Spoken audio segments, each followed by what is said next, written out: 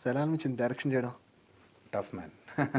It's tough. ఎందుకంటే acting అంటే మనం ఇంకొకరు డైరెక్టర్ చెప్పింది చేసి వెళ్ళిపోతాము. బట్ డైరెక్షన్ అంటే ఏంటంటే 24 క్రాఫ్ట్స్ని మేనేజ్ చేసుకోవాలి.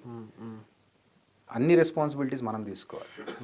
So it's tough but it's ఇంకోటి ఏంటంటే కొత్తగా వచ్చే డైరెక్షన్ చేసినప్పుడు ఫైనాన్షియల్ మేనేజ్మెంట్ స్ట్రెస్ కూడా తీసుకోవాలి. అఫ్ కోర్స్ అది కూడా ఉంటుంది.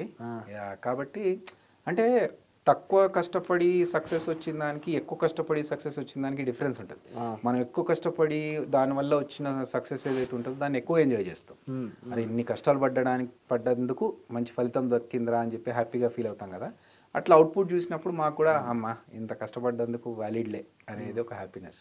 ఇప్పుడు 2 రకాల మనుషులు ఉన్నారు. నేను మాట్లాడినప్పుడు ఒకటి అభి గారి గురించి. అభి గారు ఎవరితో గొడవాడకుండా అందరితో మంచిగా ఉండటానికి ట్రై చేస్తారని ఈ 2 వేలు తీసుకుంటారు. అది ఒకటి సోప్ వే అనుకుంటారు. ఇంకొకటి ఏంటంటే ఆయన మనస్తత్వం నిజంగా